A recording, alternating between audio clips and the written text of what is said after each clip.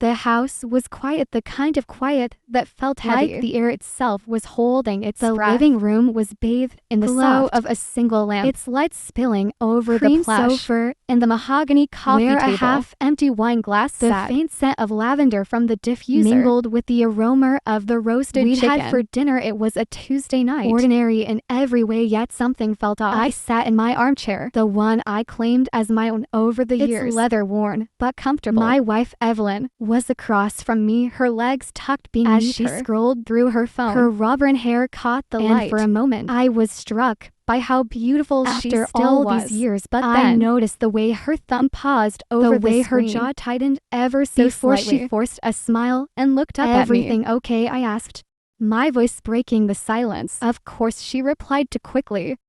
Just work stuff, you know how it is. I nodded, but the unease in my gut didn't dissipate. Lately, Evelyn had been distant, her mind somewhere else, even when she was right beside me.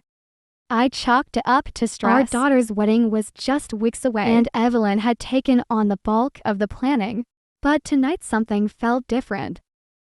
I glanced at the clock on the wall. 9:47 p.m.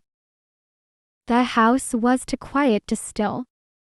Even the ticking of the clock seemed louder than usual, each second a reminder of the tension simmering beneath the surface. The first real clue came a week later. I was in the kitchen pouring myself a cup of coffee when Evelyn's phone buzzed on the counter. I didn't mean to look, but the name on the screen caught my eye. Mark. I didn't know a Mark. The message preview read, "Can't wait to see you tonight. 8 p.m. My stomach dropped. I told myself it was nothing. That Mark could be a coworker, a friend, anyone. But the knot in my chest tightened. As I remembered the late Evelyn had been working, the way she'd been dressing up more than usual, the faint scent of cologne that wasn't lingering on her clothes. That evening I followed her. I told myself I was being paranoid, that I was overreacting, but the truth was, I couldn't shake the feeling that something was terribly wrong.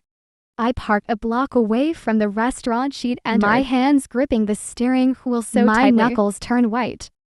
Through the window I saw her sitting at a corner table with a man I didn't recognize. He was tall with dark hair and a confident smile. They were laughing, their heads close together, and when he reached across the table to touch her hand, something inside me shattered. I didn't confront her that night. I couldn't. Instead, I went home and poured myself the bitterness of the whiskey, matching the taste in my mouth. I sat in the dark replaying the scene in my mind, wondering how long it had been going on, how I hadn't seen it sooner. The wedding day arrived, a whirlwind of flowers, music, and laughter. Our daughter Lily looked radiant in her ivory gown, her smile lighting up the room as she walked down the aisle. I stood at the front, my heart swelling with pride, but the joy was tinged with unshakable sadness. Evelyn stood beside me, her hand resting lightly on my arm, but the gesture felt hollow. It was during the toasts that everything unraveled. Evelyn stood, her glass raised, and the room fell silent as she began to speak. "Lily," she said, her voice trembling slightly, "you've always been the light of our lives. But there's something I need to tell you, something I should have told you a long time ago." She paused, her eyes flicking to me before she continued. "Your father, he's not your real father." The room erupted in gasps. Lily's face went pale, her eyes wide with shock. I felt the weight of every gaze in the room, whispers spreading like wildfire. But before Evelyn could say more, I stepped forward, my voice cutting through the chaos. "And you," I said, my tone cold and steady, "are not her real mother." The silence that followed was deafening. Evelyn's mouth opened, but no words came out. Lily looked between us, her voice barely a whisper. "What are you talking about? Who am I?" The truth was a tangled web of lies, and one secrets that had been buried for over 2 decades. Evelyn and I had been unable to conceive, and in our desperation, we turned to surrogacy. But the surrogate, a young woman named Claire, had disappeared shortly after giving birth, leaving us with a baby and no answers. We'd raise Lily as our own, burying the past and pretending it didn't exist. But Evelyn's affair had unearthed more than just her infidelity. In my search for answers, I discovered that Clara hadn't disappeared. She'd been paid off by Evelyn to stay away. And Mark, the man I'd seen her with, wasn't just her lover, he was Clara's brother. And he'd been blackmailing Evelyn for years. As the pieces fell into place, I realized that Evelyn's betrayal went deeper than I ever imagined.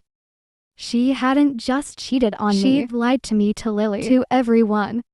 And now she tried to destroy me in front of everyone we loved. But I wasn't going to let her win.